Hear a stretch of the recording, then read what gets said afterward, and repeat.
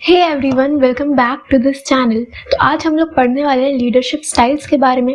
तो आ जाइए जल्दी से इस वीडियो को स्टार्ट करते हैं। देखो, अगर हम लीडरशिप स्टाइल्स की बात करें तो तीन टाइप का लीडरशिप हमारे पास हैं। तीन टाइप के लीडर्स आप लोगों को समझने हैं। सबसे पहले ऑटोक्रेटिक या फिर अथॉरिटेरियन, दूसरा है डेमोक्रेटिक या पार्टिसिपेटिव, एंड थर्ड है लेज़े फेयर या फिर फ्री रेन। यानी कि हर एक के दो नाम हैं, ठीक है, ऑटोक्रेटिक, डेमोक्रेटिक और फ्री रेन। अब ये हैं क्या, इन्हें वन बाय वन समझते हैं। आ जाओ। तो सबसे पहले समझते हैं ऑटोक्रेटिक लीडरशिप। देखो, ऑटोक्रेटिक लीडरशिप क्या है कि इसमें जो लीडर होता है उसी के पास सारा कंट्रोल होता है, सारी डिसीजन मेकिंग वो अकेले करता है। वो ऑर्डर्स पास करेगा to his subordinates, and subordinates को यहाँ पे कोई ऑप्शन नहीं मिलता कि उनके सजेशंस, उनके ओपिनियंस लिए जाएं। यानी कि जैसा कि आपका लीडर बोलेगा वैसा ही काम करना है। लीडर ही सारी डिसीजन मेकिंग करके चलता है। इस टाइप के लीडर को हम कहते हैं ऑटोक्रेटिक लीडर, ठीक है। ये लीडरशिप स्टाइल आपको बहुत ही कम देखने को मिलता है। मेनली फैक्ट्रीज में चलता है, क्योंकि वहां पे जैसा लीडर या मालिक बताएगा काम करने के लिए, उसी तरह से आपको काम करना होता है, प्रोडक्शन करनी होती है, ठीक है। अब आपको साइड में एक डायग्राम दिखेगा। डायग्राम में क्या है, जो ए है वो लीडर है और बी सी डी इसके सबऑर्डिनेट्स हैं, ठीक है। अब इसमें क्या हो रहा है, जो ए है वो ऑर्डर्स पास करेगा, इंस्ट्रक्शंस पास करेगा to his subordinates, one sided arrow है, ठीक है, और वैसा ही काम करना पड़ेगा सभी सबऑर्डिनेट्स को। इस टाइप के लीडरशिप को हम कहते हैं ऑटोक्रेटिक या फिर authoritarian leadership. Clear? I hope आप लोगों को मीनिंग समझ में आया होगा। अब डिस्कस करते हैं इसके advantages and disadvantages. First point, advantages में क्या लिखा है, क्विक डिसीजन मेकिंग। मेनली ये जो लीडरशिप स्टाइल है ये चलता है किस टाइम पे है, अगर आपको डिसीजन मेकिंग बहुत जल्दी करनी है, क्योंकि यहाँ पे सारे डिसीजंस कौन लेगा, लीडर, और उसे किसी से कंसल्ट नहीं करना, उसे किसी से पूछना ही नहीं है। तो यहाँ पे डिसीजंस लेना बहुत ही ईजी है और बहुत क्विकली सारा काम हो जाता है, ठीक है। Second, bring positive result. अब जो लीडर होता है जब वही सारा काम करेगा, उसके उसके पास एक्सपीरियंस होता है, वो एक्सपर्ट होता है अपने फील्ड में, तो वहाँ से आपको पॉजिटिव रिजल्ट, पॉजिटिव आउटकम देखने को मिलता है, ठीक है। इसके बाद प्रोवाइड्स मोटिवेशन टू लीडर। अब जब लीडर सारा काम करेगा उसे अच्छे रिजल्ट्स देखने को मिलेंगे, तो वहां से उसके लिए एक उसे मोटिवेशन भी मिलेगा, ठीक है, वो मोटिवेटेड फील करेगा। और लास्ट है लेस टाइम कंज्यूमिंग। हमने ऑलरेडी पढ़ा कि काफी ज्यादा कम समय में जो आपके रिजल्ट्स हैं वो प्रोड्यूस हो सकते हैं। क्लियर? ठीक है। अब डिस्कस करते हैं इसके डीमेरिट्स।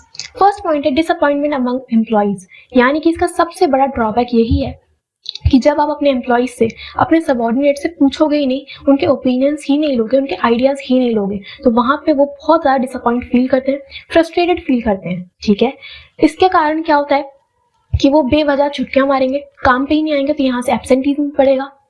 अब क्या होता है कि जब एब्सेंटीज्म बढ़ेगा तो यहाँ क्या होगा, एम्प्लॉय टर्नओवर देखने को मिलेगा। एम्प्लॉय टर्नओवर क्या है कि जो एम्प्लॉयज हैं वो काम छोड़ के चले जाएंगे, ऑर्गेनाइजेशन छोड़ के चले जाएंगे। अब जब एक ऑर्गेनाइजेशन में एम्प्लॉयज ही नहीं होंगे तो वहां से जो गुडविल है उस ऑर्गेनाइजेशन की वो बहुत ज्यादा गिर सकती है, ठीक है। तो मेन डिसएडवांटेज क्या है इस लीडरशिप का कि यहाँ पे जो एम्प्लॉयज हैं वो बहुत ज्यादा फ्रस्ट्रेटेड, बहुत ज्यादा डिसअपॉइंट फील करते हैं। क्लियर हुआ? ठीक है। तो आई होप आप लोगों को ऑटोक्रेटिक लीडरशिप अच्छे से समझ में आया होगा। अब मूव ऑन करते हैं टू डेमोक्रेटिक लीडरशिप। तो देखो, डेमोक्रेटिक लीडरशिप क्या है, ये बिल्कुल ऑपोजिट है ऑफ ऑटोक्रेटिक लीडरशिप। इसमें क्या होता है कि अगर एक लीडर को कोई भी डिसीजन लेना है तो वो सबसे पहले अपने एम्प्लॉइज से कंसल्ट करेगा, उनके सजेशंस लेगा, उसके बाद ही डिसीजन लिया जाता है। यानी कि यहाँ पे सबऑर्डिनेट्स को ऑप्शन दिया जाता है कि वो पार्टिसिपेट करें मैनेजमेंट में, वो डिसीजन मेकिंग में पार्टिसिपेट करें। यानी कि सारा काम मिलजुल के किया जाता है बिटवीन लीडर एंड सबऑर्डिनेट्स, ठीक है। क्लियर? आपको साइड में डायग्राम दिख रहा होगा, बिल्कुल सिमिलर डायग्राम है, बट डिफरेंस क्या है कि जो ए लीडर है, बी सी डी अगेन इसके सबऑर्डिनेट्स हैं, बट यहाँ पे एरो दोनों साइड है, ठीक है। तो जो लीडर है वो भी अपने सजेशंस शेयर करेगा किसके साथ, सबऑर्डिनेट्स के साथ, और सबऑर्डिनेट्स भी अपने सजेशंस, अपने आइडियाज देंगे किसे, लीडर को, ठीक है। सारा काम कैसे होगा, मिलजुल के। क्लियर हुआ? अब डिस्कस करते हैं इसके एडवांटेजेस। तो फर्स्ट पॉइंट है डेवलप द पॉजिटिव एटीट्यूड। यानी कि अगर आप एम्प्लॉइज से पूछ के सारे डिसीजंस ले रहे हो तो उससे उनके बिहेवियर में, उनके एटीट्यूड में चेंज आता है, ठीक है। Then improve job satisfaction. Obviously वो बहुत ज्यादा सेटिस्फाइड फील करते हैं अपनी जॉब से, ठीक है। फिर बूस्ट एम्प्लॉइज मोराल। इससे उनका मोराल बूस्टअप होता है, उनकी प्रोडक्टिविटी एनहेंस होती है। क्लियर? Then reduce absenteeism. ये वाला पॉइंट हमने डीमेरिट में पढ़ा था ऑफ ऑटोक्रेटिक लीडरशिप। वहां पे क्या हो रहा था, जब सारे डिसीजंस अकेले लीडर ले रहा था तो एब्सेंटीज्म बहुत ज्यादा बढ़ रहा था। बट इस केस में, डेमोक्रेटिक के केस में, जब डिसीजंस मिलकर लिए जाएंगे तो यहाँ पे जो एम्प्लॉयज हैं वो बेवजह छुट्टियां नहीं मारेंगे, ठीक है। और लास्ट है एम्प्लॉयज मोटिवेशन। ऑब्वियसली जब उनसे पूछ के सारा काम किया जा रहा है तो वो बहुत ज़्यादा मोटिवेटेड फील करते हैं, वो डेली काम पे आना पसंद करेंगे और प्रोडक्टिविटी बढ़ेगी, ओवरऑल आपकी ऑर्गेनाइजेशन की ग्रोथ हो पाएगी। क्लियर। अब इसके डिसएडवांटेजेस क्या होंगी? तो फर्स्ट पॉइंट है टाइम कंज्यूमिंग।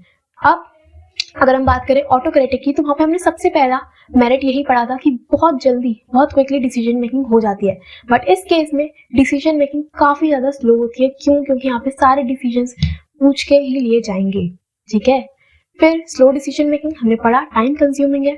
उसके बाद शोज लैक ऑफ एक्सपर्टीज, यानी कि यहाँ पे जो लीडर है, कई बार ऐसा फील होता है कि जब आप एम्प्लॉइज से पूछ के ही डिसीजंस ले रहे हो तो यानी कि आपका लीडर इतना ज़्यादा एक्सपर्ट नहीं है, उसे काम करना नहीं आता, इसलिए वो अपने एम्प्लॉइज से पूछ रहा है। तो यहाँ पे ये एक नेगेटिव साइन शो करता है, ठीक है। और फिर मे डिसअपॉइंट एम्प्लॉइज, जिसकी वजह से एम्प्लॉइज काफ़ी ज़्यादा डिसअपॉइंट फील कर सकते हैं, ठीक है। ये कम देखने को मिलता है बट ऐसा आप लिख सकते हो। ओके, क्लियर, सही है। अब बात करते हैं फ्री रेन या फिर लेज़र फेयर की। देखो बहुत सिंपल है। इसमें क्या होता है, जो लीडर है वो सोता रहता है, वो कुछ नहीं करता, शांति से वो बैठता है। सारा काम कौन करता है? जितने भी सबऑर्डिनेट्स हैं वो, ठीक है। सारी डिसीजन मेकिंग, सारा कंट्रोल किसके हाथ में? एम्प्लॉइज के हाथ में। लीडर बस एक बार पिक्चर में आता है, वो भी कब? जब रिसोर्सेज या रॉ मटेरियल प्रोवाइड करने हो, ठीक है। उसका बस इतना ही काम है, बाकी सारा काम, सारा कंट्रोल किसके हाथ में? सबऑर्डिनेट्स के हाथ में, ठीक है। अब इसका डायग्राम देखो। डायग्राम में क्या है, जो ए लीडर है वो ऊपर शांति से बैठा है, बाकी सारे जितने भी सबऑर्डिनेट्स हैं वो मिलके काम करते हैं, मिलकर डिसीजन मेकिंग करते हैं और काम करके चलते हैं, ठीक है। इसके एडवांटेजेस की बात करें तो सबसे पहला पॉइंट आता है पॉजिटिव एटीट्यूड। ऑब्वियसली जब एम्प्लॉइज सारा काम खुद करेंगे तो उनका एटीट्यूड काफ़ी ज़्यादा पॉजिटिव रहेगा। देन एम्प्लॉय डेवलपमेंट, जब उन्हें कोई बताने वाला ही नहीं होगा, उन्हें कोई गाइड करने वाला नहीं होगा, तो वो अपने अकॉर्डिंगली काम करेंगे, जिससे उनकी डेवलपमेंट हो पाएगी, काफ़ी ज़्यादा वो मोटिवेटेड फील करेंगे। देन इनोवेशन एंड क्रिएटिविटी, जब वो खुद अपना माइंड लगा के काम करेंगे तो कुछ नया देखने को मिलेगा, वो यूनिक वे में प्रोडक्शन करेंगे, इनोवेशन देखने को मिलेगी, ठीक है।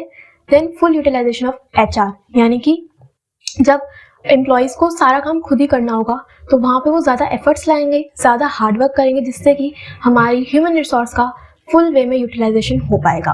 क्लियर हुआ, ठीक है।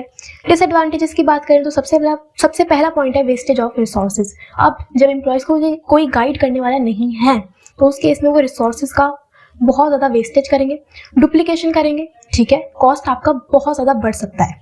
उसके बाद नो सपोर्ट फ्रॉम लीडर, यानी कि यहाँ पे लीडर का कोई भी रोल नहीं है, वो बस रिसोर्सेज प्रोवाइड करेगा। तो लीडर का जब रोल ही नहीं है तो वहाँ से उन्हें सपोर्ट भी नहीं मिलता।